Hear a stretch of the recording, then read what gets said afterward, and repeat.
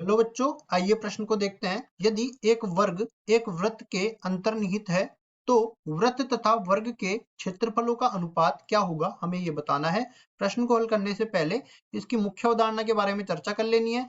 मुख्य अवधारणा, तो देखिए यहाँ पे हमें दो आकृतियों की चर्चा करनी है, पहला वर्ग और दूसरा वृत्त। ये मान लो ये वर्ग हो गया अपने पास। अब वर्ग में क्या क्या होता है वो हम लोग बता देते हैं। एक तो देखो चारों भुजाएं आपस में बराबर होती है, चारों भुजाएं आपस में बराबर होगी। यहाँ पे हम लोग लिख देते हैं, ये वर्ग की चर्चा कर रहे हैं। चारों कोण आपस में बराबर हो गए और 90 डिग्री के हो गए। अब इसके बाद में इसके एक दोनों आमने सामने के शीर्षों को मिला दिया जाए तो यहाँ पे एक विकर्ण बन जाता है। दो तरह के विकर्ण इसमें होते हैं, ठीक है। वर्ग की जो भुजा है एक एक के बराबर मान ली जाए तो यहाँ पे पाइथागोरस प्रमेय लगेगा। देखो पाइथागोरस प्रमेय, यहाँ पे पहले तो इसको नाम दे देते हैं ए बी सी और डी। तो त्रिभुज बीसीडी उठा लेते हैं। त्रिभुज बीसीडी में पाइथागोरस प्रमेय से, पाइथागोरस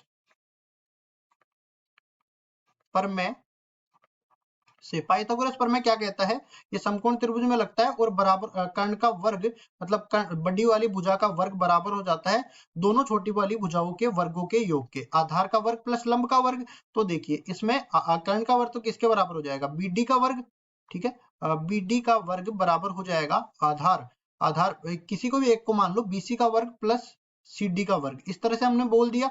अब देखो ये दोनों भुजाएं, वर्ग में चारों भुजाएं आपस में बराबर होती है तो ये दोनों भुजाएं ए का वर्ग प्लस ए का वर्ग बन गई और ये बराबर हो जाएगा बीडी का वर्ग के। अब देखो दोनों तरफ वर्गमूल लिया तो बीडी बराबर आ जाएगा ए स्क्वायर और ए स्क्वायर दो ए स्क्वायर, तो वर्गमूल दो ए के बराबर ये आ जाएगा। मतलब जो विकर्ण की लंबाई है ये वर्गमूल दो ए के बराबर आ गई। अब उसके बाद में हम लोग वृत्त की बात कर लेते हैं। तो मान लो कि ये अपना वृत्त आ गया, वृत्त। तो वृत्त में ये जो केंद्र से परिधि तक की जो दूरी होती है ओ ए, और इसको आगे और बढ़ा दिया जाए, मतलब परिधि से परिधि तक की दूरी जो केंद्र से होकर गुजरे तो ये ए बी के बराबर। तो हम लोग बोलेंगे वृत्त की जो त्रिज्या है, त्रिज्या वो ओ ए के बराबर हो जाएगी और आर इसको मान लेते हैं। उसके बाद वृत्त का व्यास, वृत्त का व्यास जो कि ए बी के बराबर होगा और डी इसको मान लेते हैं, तो डी बराबर हो जाता है 2r के, ठीक है। अब जो सवाल में बोला है उसके बारे में चर्चा कर लेते हैं। तो देखिए सवाल में ऐसा बोला है कि वर्ग जो है वृत्त के अंतर्निहित है, ठीक है। तो पहले तो हम लोग एक वर्ग बना देते हैं,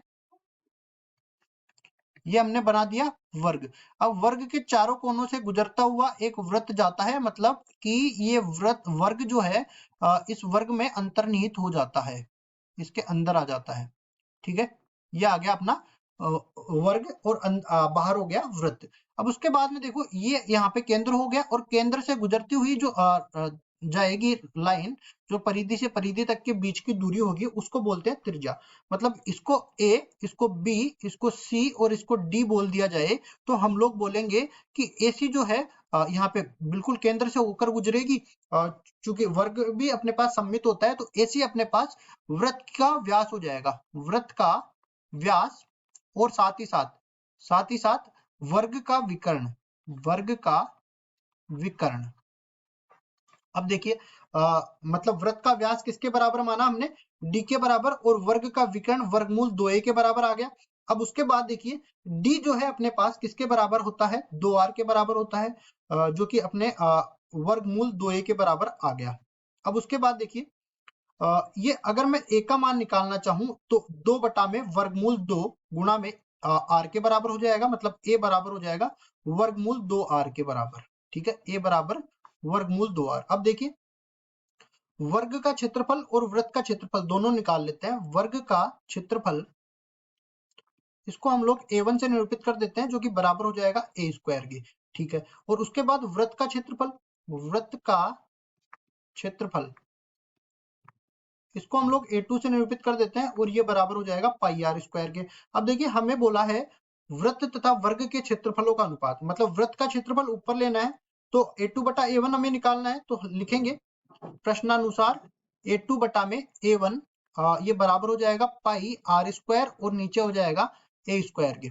अब देखिए हमने क्या निकाल लिया यहाँ पे, a बराबर में वर्गमूल 2r होता है तो a बराबर वर्गमूल 2r रखेंगे तो यहाँ से अपने पास a2 बटा में a1 ये बराबर हो जाएगा किसके, देखिए a बटा में वर्गमूल 2r तो पाई आर स्क्वायर तो ऊपर रहेगा और ये वर्गमूल 2 आर इस पूरे की घात 2, मतलब कुल मिला के पाई आर स्क्वायर बटा में 2r स्क्वायर हो जाएगा। तो a2 बटा में a1 किसके बराबर आ जाएगा? पाई बटा 2 के बराबर आ जाएगा। मतलब वृत्त तथा वर्ग के क्षेत्रफल का अनुपात पाई बटा 2 के बराबर आ गया और यही हमारा उत्तर हो जाएगा। आशा करता हूँ ये सवाल आपको समझ में आया होगा। धन्यवाद।